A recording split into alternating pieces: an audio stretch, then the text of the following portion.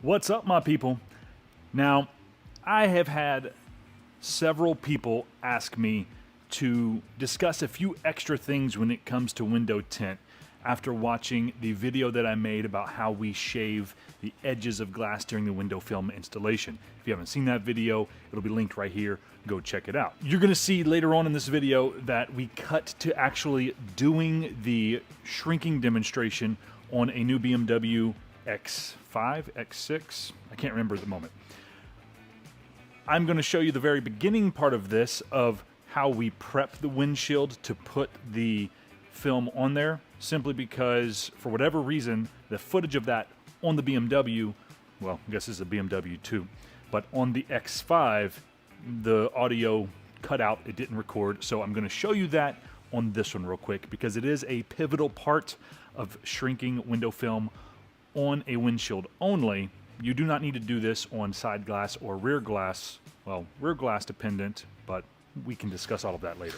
Now, this is a very simple part of doing window film on the windshield, and it's how do you lubricate it to make sure that you can actually get the shrink while you're heating it up. Because of the curvature on it, you can't do it dry and you can't do it wet. So I don't really know where this idea came from, but whoever thought of it, whoever figured it out, was genius. Now, mind you, there are specific solutions and products to do this, but they're overpriced and you don't need to use them, because what I'm about to show you works just fine. I actually don't know any shops that don't use this. The only shops that I know that use the slip solution for window tint on a windshield are shops that are trying to sell that product. All of the other shops use dryer sheets. There is no right or wrong one. I was taught with Snuggle, so I use Snuggle. It has the added benefit of just smelling good, so really no drawbacks. It's cheaper, it works, and it smells good. And what you do to use this, I need water. Water required. There's really two different ways to do it. You can put too much of this. I found that if you put it on too thick and make the windshield just white with solution, it doesn't work as well. It can actually grab and cause creases because it grabs and doesn't let it slide properly. The way that I have found it works best is get a sprayer. I just use the slip solution. We use baby shampoo, just Johnson & Johnson baby shampoo with water. It can be straight out your faucet or distilled. We happen to use distilled because I have a DI system. But a sprayer that atomizes really well. I'm a big fan of the IK sprayers. Do not soak this. Just 2 little squirts and maybe 3 little misting squirts, and you just rub it on. Make sure you get even coverage.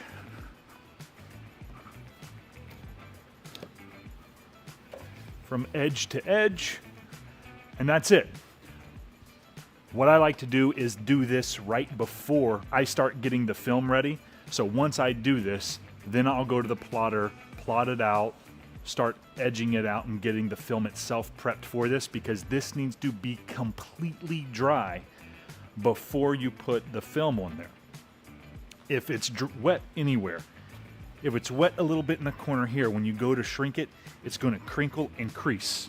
Anywhere it's wet, that film will grab during the shrinking process, and it will cause you issues, and you will destroy the film, and you will have to start over. A good practice we use here, if for any reason you need to start over, take the film off and put new film on. I always have my technicians and myself completely clean all of this off and start fresh. I have found that once the film's on there, if you put more film on top, it just doesn't slip quite as well, and it has caused me issues before. So just be thorough, give yourself a fresh, clean working space each time. It's not like these freaking dryer sheets are very expensive. Go to Costco, you get a massive box, last you forever. That's it. Now let's get back to the X5 and talk about shrinking and how it's done. Now, once you get, you're always losing freaking squeegees. Now, once you get your film situated on here, you need to do what we call an H pattern. Now, keep in mind, this is not like a stamped in concrete. You must do it this exact same way. Understand, anything that I describe in any videos I ever do, it's not stamped in concrete. Some of this stuff is a little fluid. And as you learn stretch theory or the way these films lay down on different curvatures, it's gonna change a little bit. There's some windows that you don't want to do the H pattern because it's curved too hard, and it just, that's a whole thing you need to learn in an actual hands-on in-person training. I can only teach you so much with this. But like I said, whenever I do my windshields on the plotter, I never let it cut this stuff here, because whenever it comes to shrinking, it makes it want to do weird stuff. I'll always just do a full blank. I'll do my H pattern. Typically what you want to do is about 2/3 of the way up here. I leave more film down here than I do up here. For me, it makes it a little bit easier to shrink. But H pattern, because you do here, here, here, and then you duplicate that on the other side. Same thing, you're gonna pick up where you came from here, come across, down, and up. Now don't get silly and start coming all the way like this. I do just one sort of cantered in like this. You don't need to do a bunch of it, not yet. You're just wanting to essentially tack it down and define your finger area.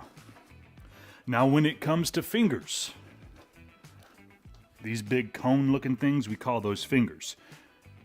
You can't have a finger that's too big. Like this is too big, this is too big. You want to break it up into as many tiny fingers as you can. Best way to do that, just take your finger, make it sort of like a comb, and just comb it down like this. Break those fingers up. Now you can keep doing this as you're shrinking as you need to. Granted, the windshield on this X5 is a pretty simple windshield. It's going to behave pretty well for you. You see how we've got pretty even fingers? This is what you want it to look like before you start shrinking. Now you can see how we've got pretty even fingers. We've got a few big ones up here, a few big ones down here. We'll get in there. We'll simply use our fingers as a comb, even them out. Bam, there you go. Now I'm going to do my best to be able to show how these fingers shrink on camera. I'm not sure how well I will be able to pick it up, but well, obviously I'm going to do my best I can. That way you can see what I'm talking about. However, like I said, I can only do so much this way.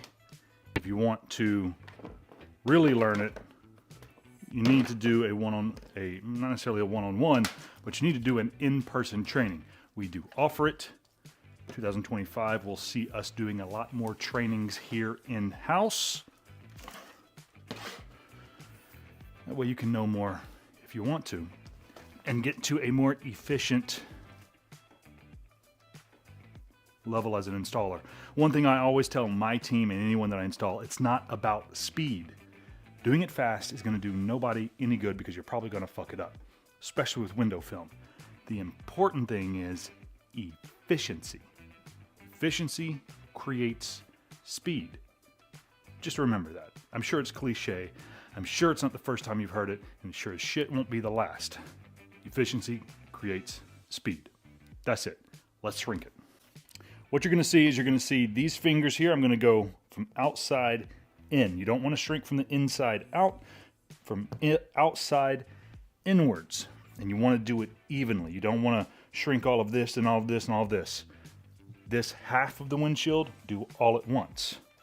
So, you'll notice how it starts to curl up and create these little fingers. Well, not fingers anymore, they're sort of ripples.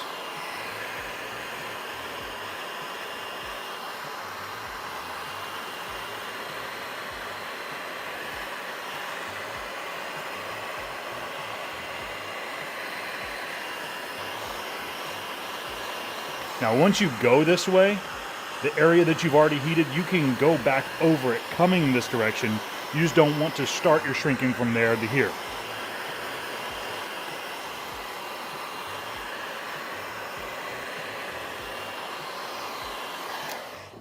Now this area is shrunk. You see how there's still fingers right here? All this down here is still finger, but this is sort of started to lay down. Now is when you can start to actually lay this down, but you don't want to go all the way through, because if you take this all the way through, see how it starts to bunch right there? If I keep going, this is going to crease, and that's no good, because once you crease window film, you're toast, you can't fix it, you have to start over. So I would recommend starting slow.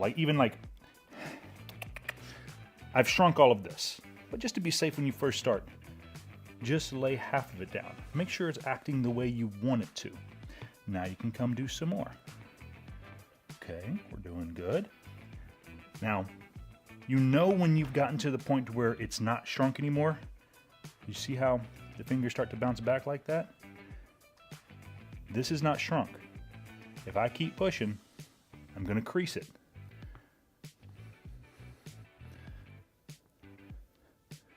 See this?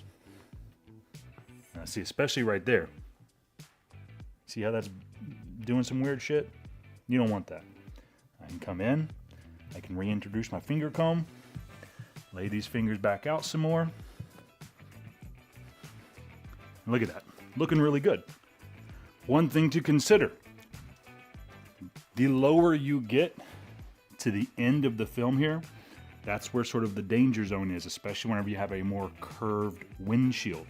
So the further to the end you get, especially if you have a pre-cut out piece of film, the slower and smaller your movements need to be.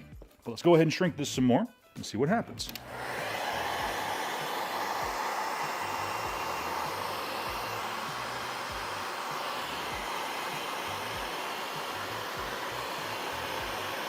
Also, whenever you're heating, you don't want to do this. You want to leave it here so the air sort of bounces off. You don't want it to get too hot, because you can overheat this film. And once you overheat window film, it's not going to behave properly. It's going to become all hard and rigid and crinkly, and it is going to crease super freaking easy. So you don't want to introduce too much heat.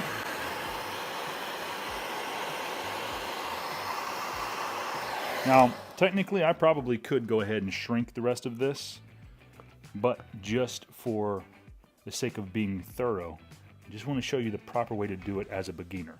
Stop it. Get some help. Did I just say beginner? I think I said beginner. Should have been beginner. Sometimes my words get weird. So, here's a good example here. I need to finger that. It's not a one-time finger. You keep fingering as you go. Nice. Keep those things the way you need them to be.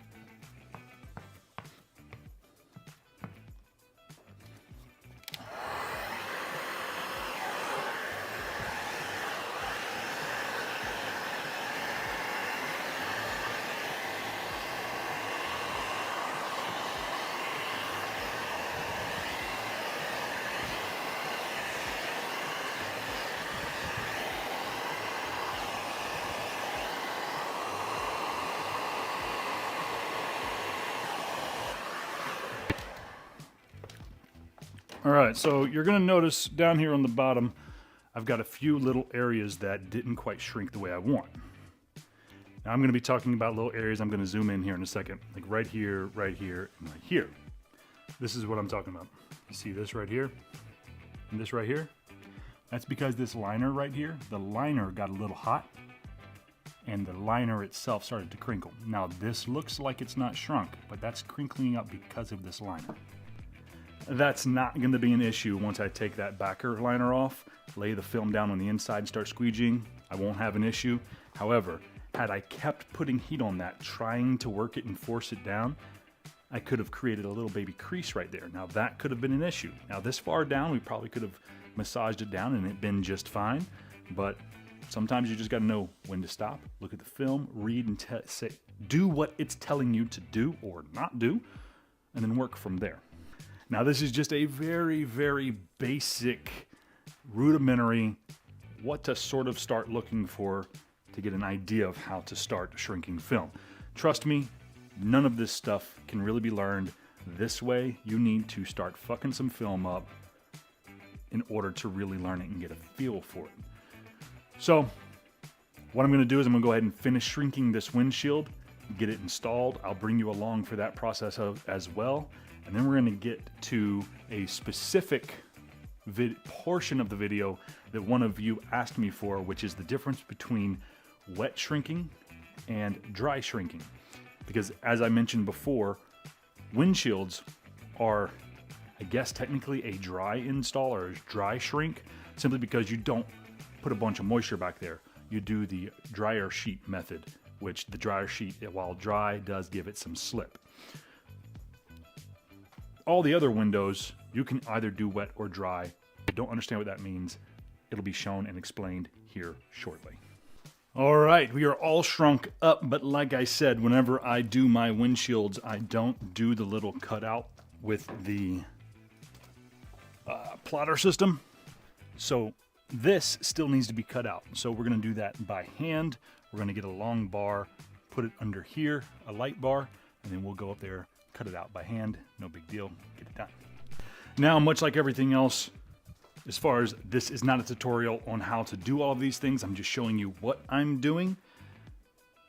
I'll do, when I have the time to do more in detail, showing you how to do all of this stuff, then we will. But if you're at the point in your window film installation journey to where you're just getting the basics like this, you don't need to be cut on someone's glass anyways. So I'm not going to show you exactly what or how I'm doing it, because I don't want you coming back and being like, well, this guy said, and blah, blah, blah. No, we're not playing those games. So I'm going to go ahead and get it done, and that's it.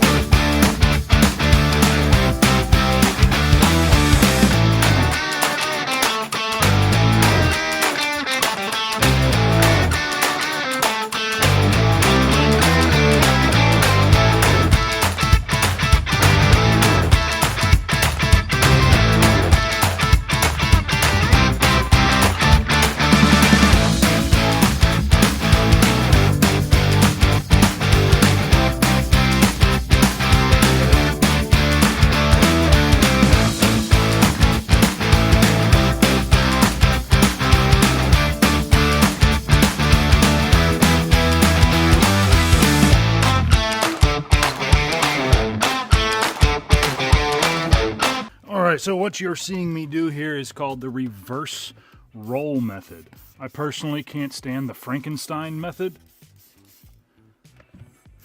I don't understand people that use that. That is the weirdest thing to me in the world. I don't understand how people don't get their film completely destroyed with dirt and creases and or whatever. Especially if you are a lone installer, this reverse method is the easiest I've ever seen. Now, you will see I'm sitting all the way down here. Move that seat all the way back, just because it lets me get right here on the film. And I can just sort of position it better. It doesn't kill my back. And to me, it just lets me have a little bit more control over what I'm doing. Now, this just takes a little practice. and knowing how much film to get on here, because you want to get it down first and sort of in position before you start unrolling. But you don't want, because you don't want to pull out too much before you start unrolling it, otherwise this will keep flapping down on you, and man, it really becomes a pain in the ass. But if you get it right, it's sort of, once you get this bit down over here, it really just sort of suctions itself down, and you don't really need to worry about it falling. Now, being whenever I'm installing by myself, I do like to use the mirror as a sort of a third hand, I guess you can say, for whenever I make the transition to the other side of the car. You'll see what I mean here in just a second.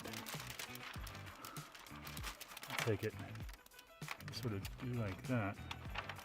Now, I unrolled it a little too much here. Usually just roll it like that. Let it sit right there. Let it hold the film for me as I go to the other side of the car, because you don't want to do this number here because you may end up creasing it. You know, body position is very important. So just go ahead and move to the other side of the car and do it right.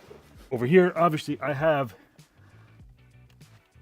all of, well, frickin' car's not on, so I probably won't be able to move this. There we go. Want to get this out of your way as much as possible. You can't really get down on the floorboard and do this because, well, the frickin' steering wheel is in your way. But it's not as big of a pain on this side as it is the other side, because you pretty much already got the suction done and it will stay where it needs to. Now we're going to talk about what I just did right there with that backer sheet here in just a second, but I want to get this down and make sure that I'm not going to have any problems or issues.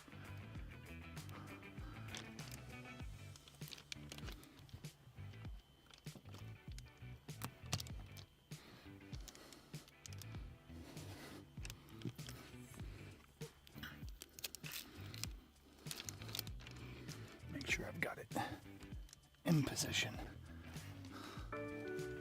Yeah. I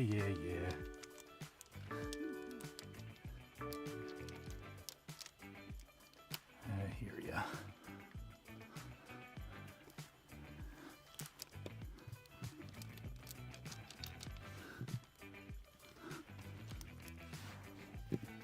All right, so what I'm talking about as far as this backer is concerned,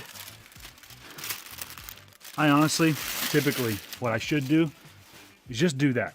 Put it on top of the vehicle or on the windshield, you know, something like that. Don't put it on the floor, because if you do and you're just moving and you're going, that stuff turns into fucking ice on the ground. As soon as you step on it, soup, you're gonna go, you're gonna hurt yourself. God forbid you have your knife out open. It can be a really bad time. So those backing sheets, no matter how big or small, just take them, either put them in the trash, put them on the car, get them out of your way. Don't put them on the floor. It's a hazard. As for positioning, obviously you need to make sure that everything is positioned where it should be. And it got a little dry over here, so I need to introduce a little bit more moisture so I can move it around and get it where I need it to be, so I can squeegee it and get it in its final position.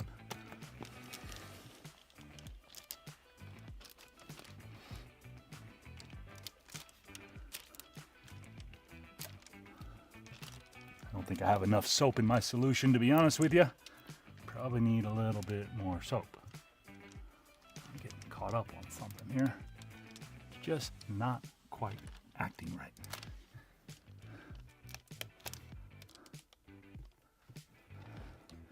Which can become a problem if you mess around with it too much before you start squeegeeing and getting it locked down, because then you get air pockets. Air pockets are no good.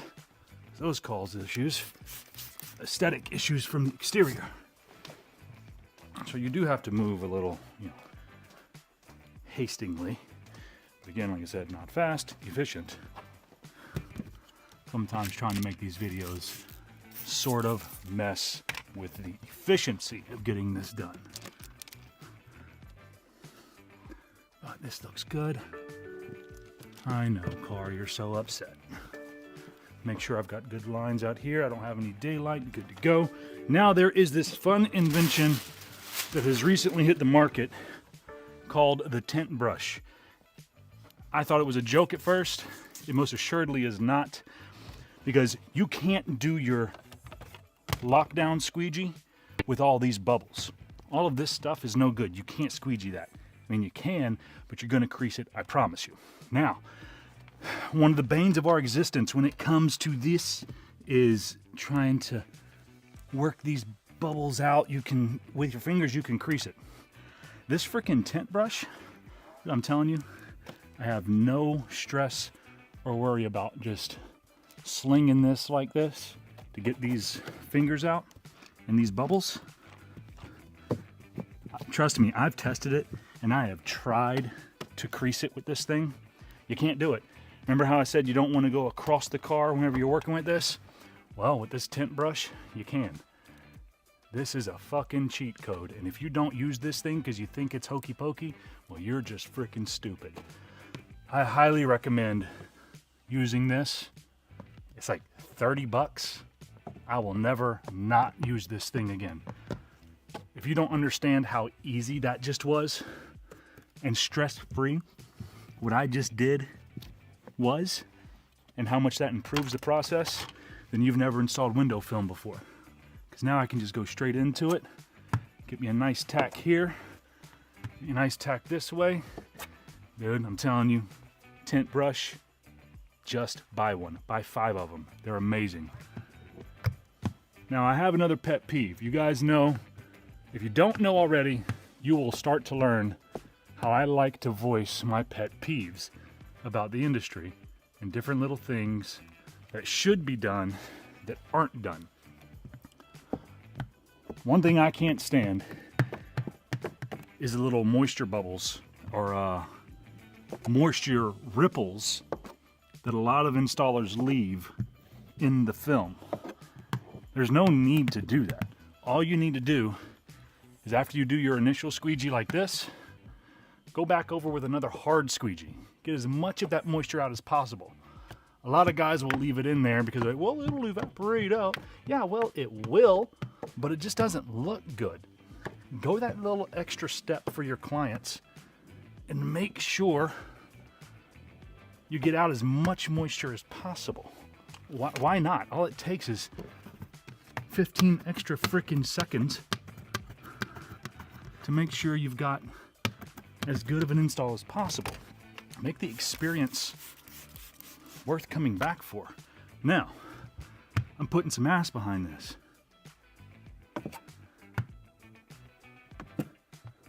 Get that extra moisture out of there.